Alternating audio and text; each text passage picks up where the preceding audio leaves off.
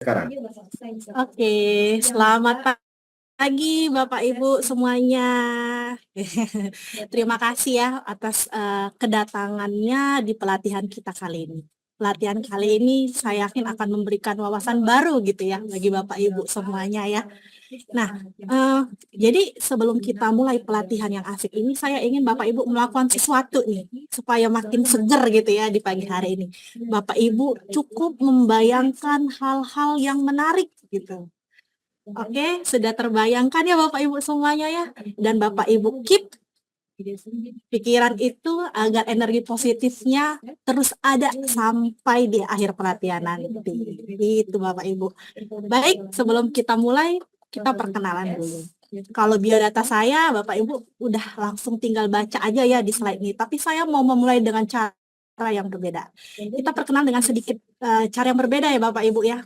Jadi nanti Bapak Ibu bisa menyebutkan nama masing-masing gitu ya, ditambah dengan fakta unik gitu yang ada di dalam diri Bapak Ibu. Saya mulai dari saya dulu kali ya Bapak Ibu ya.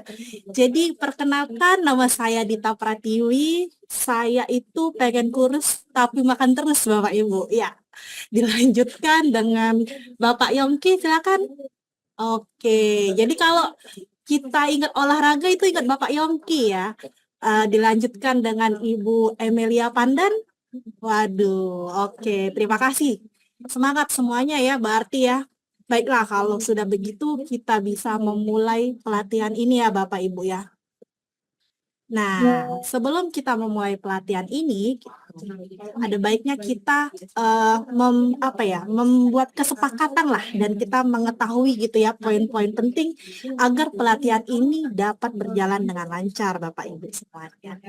Yang pertama, yang pasti pelatihan ini akan dimulai setiap hari di pukul 8 pagi. Jadi Bapak Ibu tepat waktu agar pelatihan ini cepat selesai dan kita bisa pulang tenggo ya Bapak Ibu ya.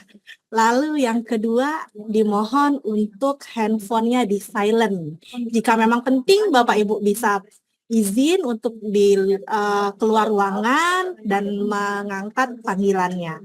Lalu yang perlu Bapak Ibu ketahui, jika ada keadaan darurat dan emergensi, Bapak Ibu bisa langsung turun ke bawah, di sana ada titik kumpul dan akan dilakukan absensi gitu ya Bapak Ibu.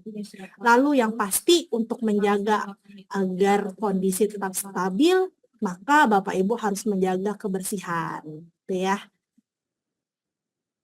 Nah, ini dia materi pelatihan kita kali ini adalah melakukan supervisi atas pemrosesan permohonan calon pengguna sistem pembayaran retail industri.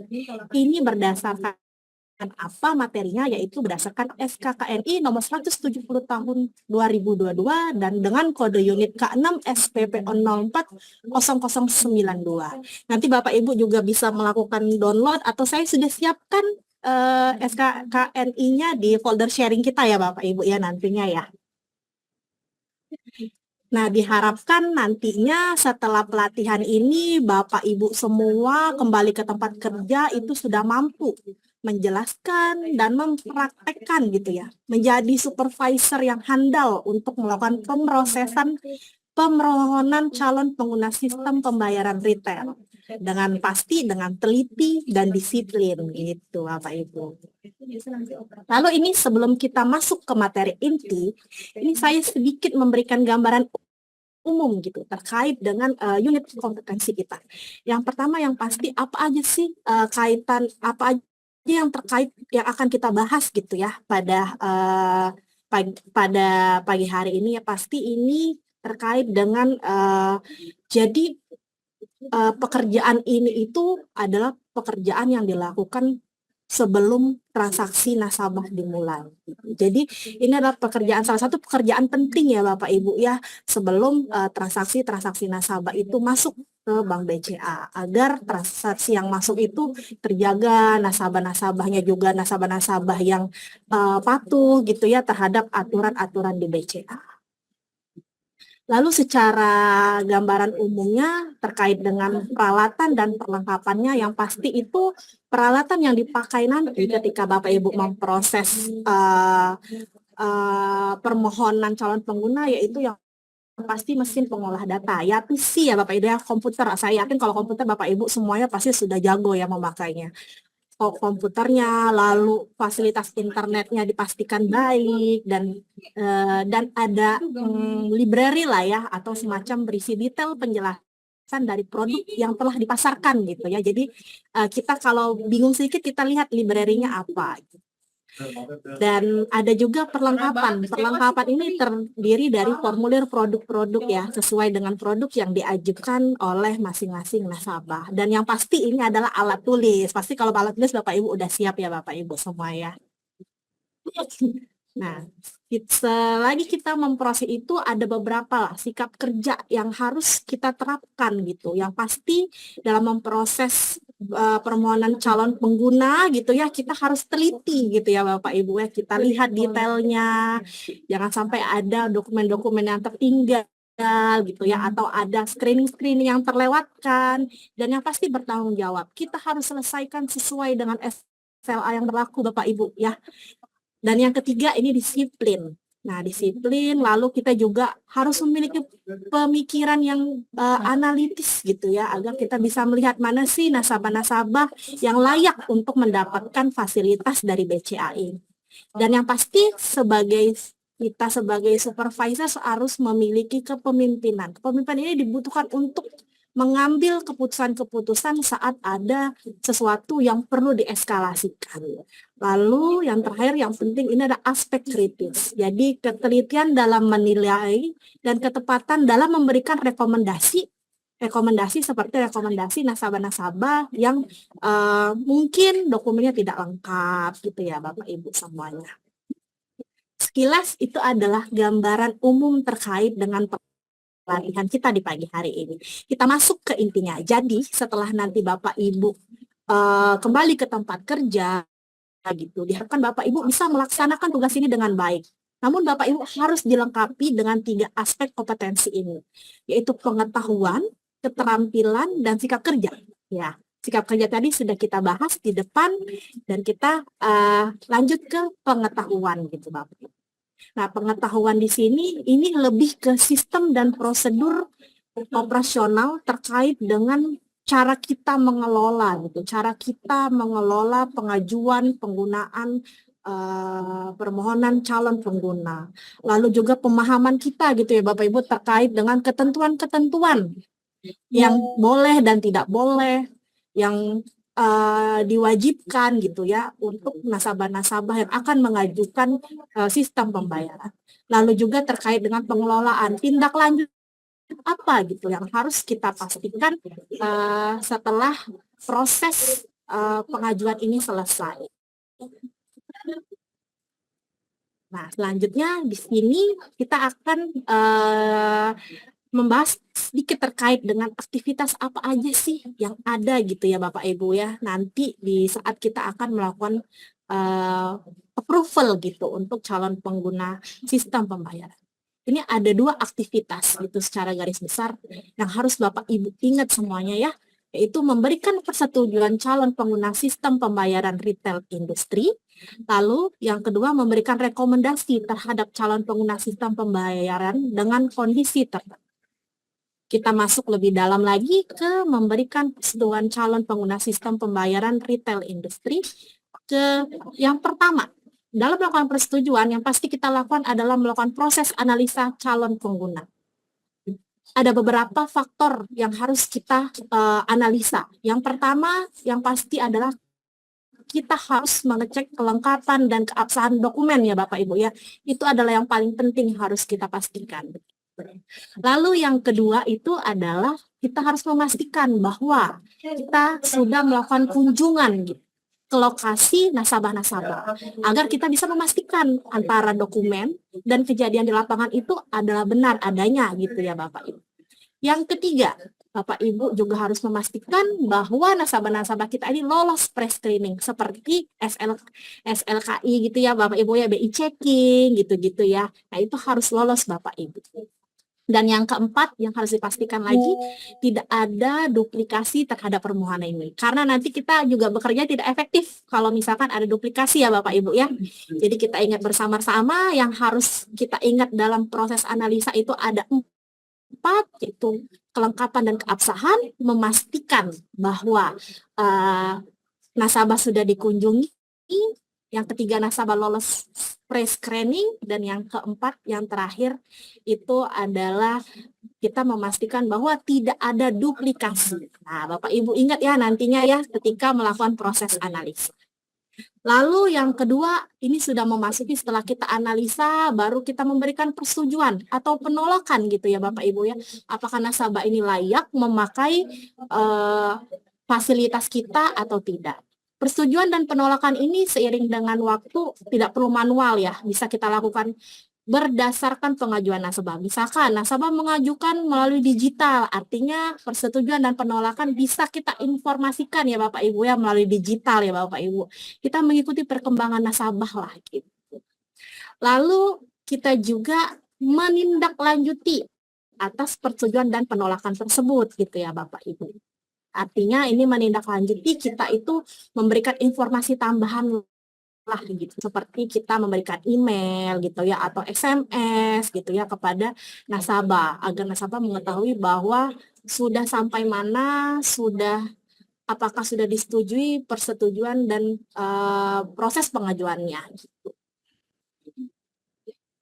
Lalu yang kedua, aktivitas apa lagi? Ini kita memberikan rekomendasi gitu terhadap calon pengguna sistem pembayaran dengan kondisi tertentu, Bapak Ibu. Ini ada 2 poin.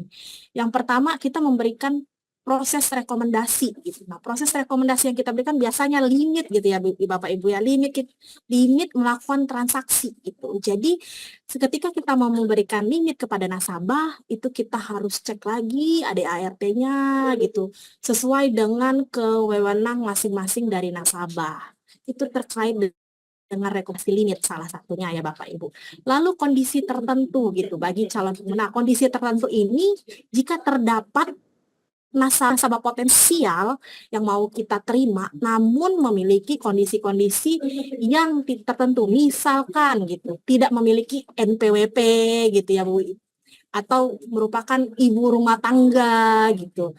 Nah, ini bisa kita lakukan eskalasi gitu ke atasan gitu ya, atau sesuai dengan kewenangan di masing-masing unit kerja Bapak Ibu gitu, Bapak Ibu semuanya. Sampai sini Bapak Ibu sudah paham terkait dengan pengetahuan atau aktivitas apa aja yang kita lakukan di proses pengajuan calon pengguna sistem pembayaran ini? Oke, berarti Bapak Ibu sudah paham semua ya Bapak Ibu ya. Coba ke Ibu Rani ya Ibu. Coba tadi sebutkan Bu apa saja sih proses saat kita mau melakukan proses analisa gitu Bapak Ibu. Oke, bagus banget nih Bu Rani jawabannya. Berarti Bu Rani benar-benar paham dengan apa yang saya sampaikan ya Bu Rani ya. Gitu.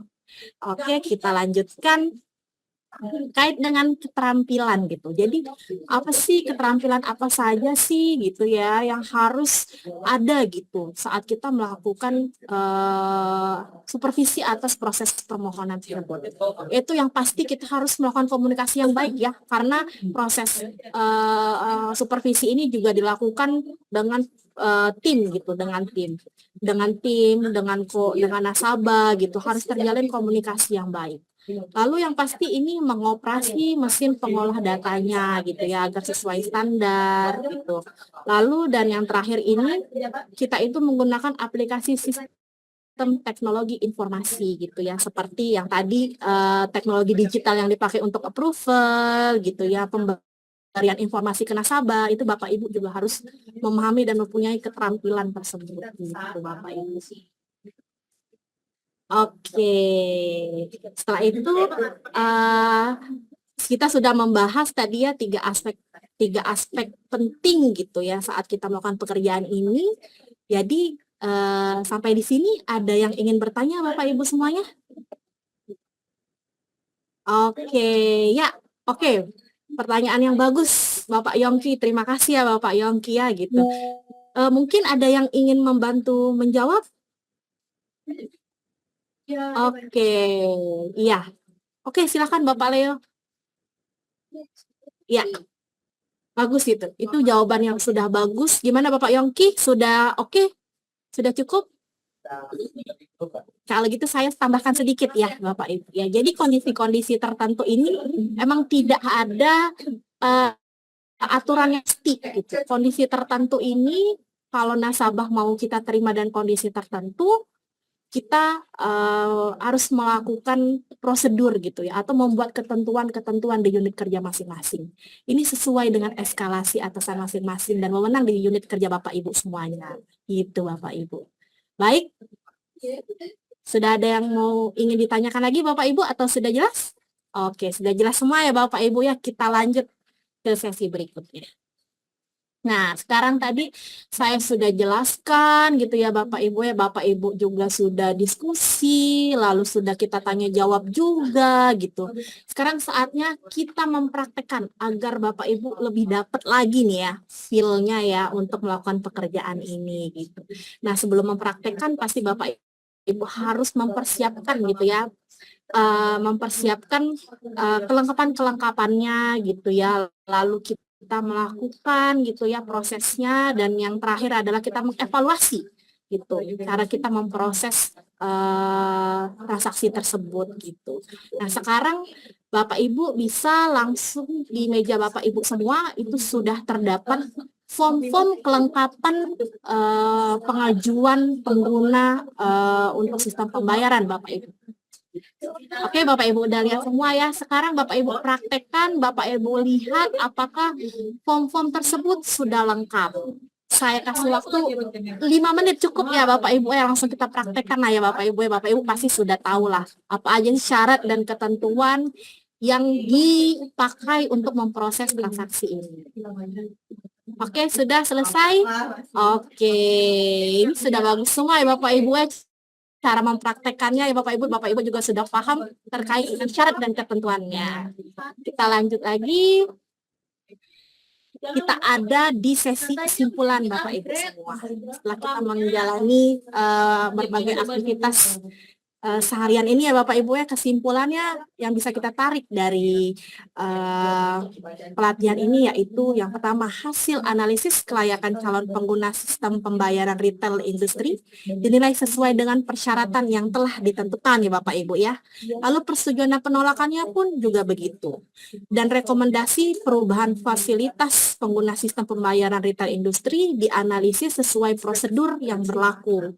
Dan yang terakhir Bapak Ibu semuanya, fasilitas pengguna sistem pembayaran retail industri ditangguhkan sementara sesuai dengan prosedur yang berlaku gitu ya Bapak Ibu. Oke, sekarang kita mengevaluasi gitu ya Bapak Ibu seharian ini gitu. Saya mau memastikan bahwa apa yang saya sampaikan dan yang kita praktekkan itu benar-benar Bapak Ibu pahami ya Bapak Ibu ya. Yang pertama, Bapak Ibu bisa menuliskan jawabannya di kertas yang saya siapkan di masing-masing meja Bapak Ibu semuanya ya. Yang pertama terkait dengan jelaskan cara menilai hasil analisis kelayakan pengguna sistem pembayaran.